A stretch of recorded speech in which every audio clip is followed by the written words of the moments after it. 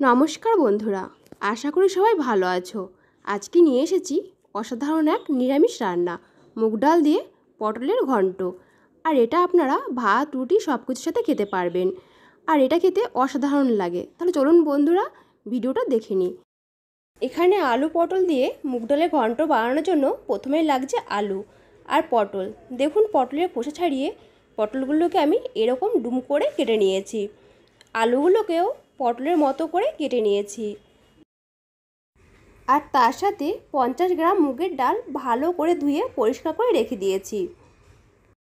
আর আমার লাগবে চিনি, ঘি, গ্রেট করা আদা, গরম মশলা গুঁড়ো, হলুদ গুঁড়ো, জিরা গুঁড়ো, লাল লঙ্কার গুঁড়ো, লবণ, কাঁচা আর পাকা লঙ্কা আমি চিড়ে রেখেছি, আর টমেটো কেটে রেখেছি। ফোড়নের জন্য নিয়ে নিয়েছি হাফ স্পুন গোটা জিরে, একটা তেজপাতা, একটা শুকনো লঙ্কা, একটা দারুচিনি আর একটা এলাচ। এবার রান্নায় চলে এলাম। প্রথমে একটা কড়াই গরম করে দিয়ে দিলাম 2 টেবিল স্পুন তেল। আমি এখানে পুরো রান্নাটাই সর্ষের তেলে করব। তেলটা ভালো করে গরম হয়ে গেলে দিয়ে দেব কেটে রাখা পটল, আর দিয়ে দেব কেটে রাখা আলু। এবার দিয়ে দিলাম হাফ টেবিল স্পুন নুন। নুনটা দিলে সবজিগুলো একটু নরম হবে, তাই নুন দিয়ে আলু আর পটলটাকে লালচে করে একটু ভেজে নিচ্ছি।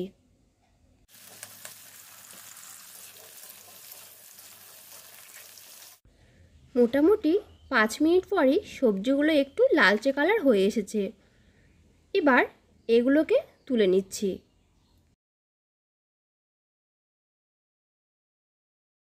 এবার এই তেলটার মধ্যেই বাকি রান্নাটা করব, তাই ফোড়নগুলো দিয়ে দিচ্ছি। দিয়ে দিচ্ছি একটা শুকনো লঙ্কা, একটা তেজপাতা, গোটা গরম মশলা, আর দিয়ে দিচ্ছি গোটা জিরে। এবার এগুলোকে 15 থেকে 20 সেকেন্ডের মতো নাড়াচাড়া করে ফ্রাই করে নিচ্ছি।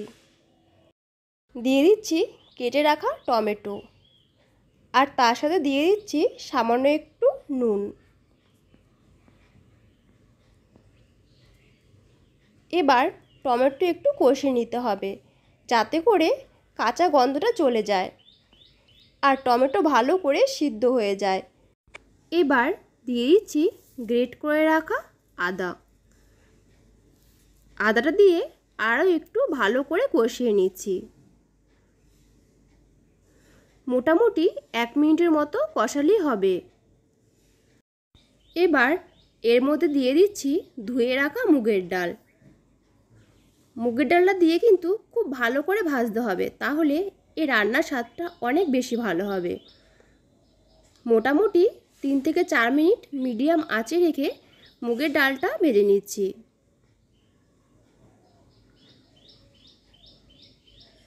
দেখুন কালারটা একটু চেঞ্জ হয়ে গেছে। এবার এর মধ্যে দিয়ে দিচ্ছি গুঁড়ো মশলাগুলো। এখানে আমি হলুদ গুঁড়ো, লঙ্কার গুঁড়ো আর জিরের গুঁড়ো সবগুলো একসাথে দিয়ে দিচ্ছি। গুঁড়ো মশলাগুলো দিয়ে আমি আরও কিছুক্ষণ কষিয়ে নিচ্ছি।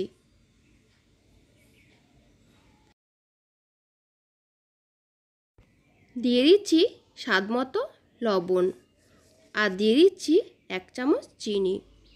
যেহেতু নিরামিষ রান্না, তাই একটু মিষ্টি মিষ্টি হলে খেতে ভালো লাগে, তাই আমি এখানে চিনি দিয়ে দিলাম। এবার আমি দিয়ে দিয়েছি পরিমাণ মতো জল। আমি এখানে গরম জল দিয়েছি, ঠান্ডা জল কিন্তু একদমই দেওয়া যাবে না, তাহলে কিন্তু ডালটা সিদ্ধ হতে অনেক বেশি সময় লাগবে। আমি এখানে 1 কাপ জল দিয়েছি, কারণ এই রান্নাটা একটু মাখো হবে। এবার ঢাকা দিয়ে দিচ্ছি 5 মিনিটের জন্য। ফিরে এলাম 5 মিনিট পর। দেখুন জলটা কিন্তু অনেকটাই টানতে শুরু করেছে। এবার এর মধ্যে দিয়ে দিলাম ভেজে রাখা আলু,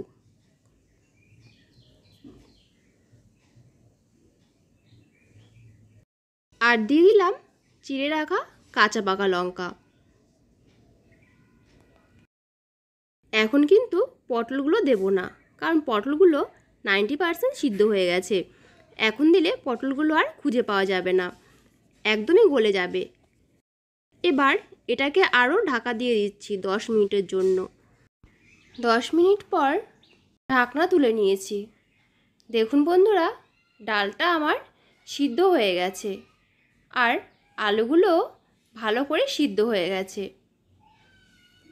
এবার এর মধ্যে দিয়ে দিচ্ছি আগে থেকে ভেজে রাখা পটল।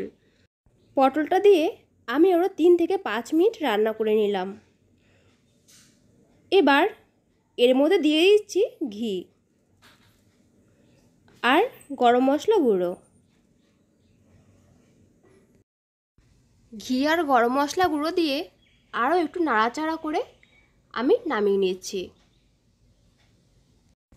দেখুন বন্ধুরা, রেডি আমার মুগ ডাল দিয়ে পটলের ঘন্ট। দেখলেনই তো কত সুন্দর একটা নিরামিষ রান্না। এটা ভাত রুটির সাথে খেতে অসাধারণ লাগে। আশা করছি রান্নাটি আপনাদের ভালো লেগেছে। কেমন লাগলো অবশ্যই আমাকে কমেন্ট করে জানাবেন, লাইক করে দেবেন আর নিত্য নতুন ভিডিও পেতে অবশ্যই আমার চ্যানেলটি সাবস্ক্রাইব করে দেবেন।